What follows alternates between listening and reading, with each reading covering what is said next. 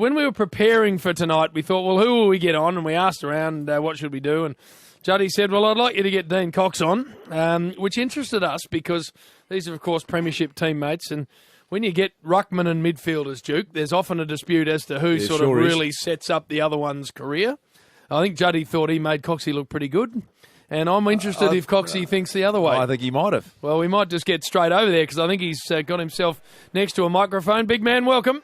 Gentlemen, good evening. How do you see this debate? Because we've got C. Judd in here, and I think he's pretty comfortable with his contribution to the partnership.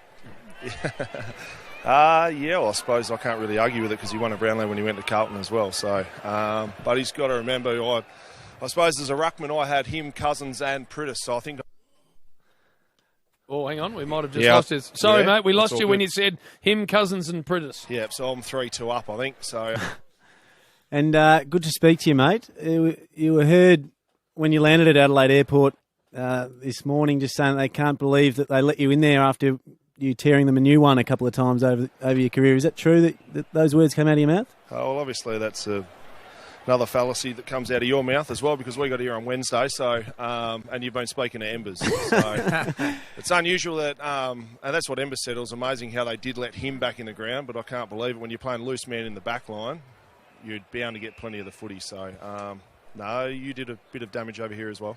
And there were sort of rumours going around that your lovely wife, Kerry, was refusing any action unless you were wearing a T-shirt because things were starting to get pretty sloppy. Is it true that after dry July that you've managed to fly your way back into the bedroom T-shirt free?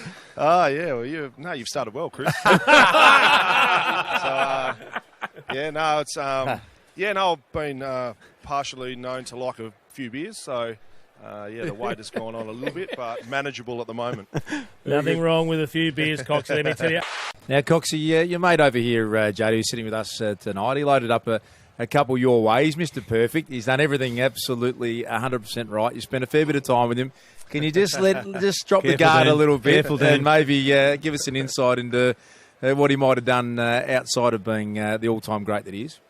First of all, he'd tell everyone that he's the all-time great. But then from there, I think it's about, well, he's got a lot of endurance on the football field, but not off it. So it's amazing he's been able to. We're talking about drinking, Dean. Let's just put things in perspective. I don't want to ruin the illusion for the 50% of women listening out there. And when he come over for the reunion throughout the thing, we found him missing a few times in action, and it's a little bit rude of him actually because he came to Perth and cleaned everyone out for all memorabilia and also. It was never about the money, Dean. It was about building relationships over there. That's hurtful. No, but it was a good weekend. Hey, Coxie, we thank you for jumping on. Good luck. Massive game for your footy club tonight. Thanks very much for having me, guys. Good luck, mate. Dean Cox over there. I reckon they could tell stories about each other for a while, though. It sounds like it to me. And there might be a few others to throw into that same category too. You know, it's always interesting because, if you open up and you cross a line, there's 3 or 4 that will come back the other way. So it was just... And I'm on air. Yeah, he's off air after this. I've still got another half an hour to go back.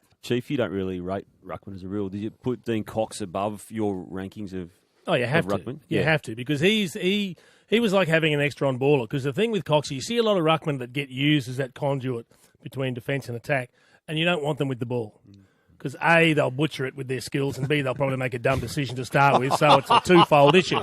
But with we're Coxie, talking about one of the great... what Coxie could he's do... managed to just what I'm saying is Coxie had the skill and the decision-making to actually contribute to the ball flow instead of bring it to a grinding halt. Did Das have those qualities, Chief? On occasions, he stumbled into the right option. What about Darce's sledge on Coxie too one time? And just in the centre circle, we were standing there, and all of a sudden Darce says to the umpire, "Stop, stop, stop, stop."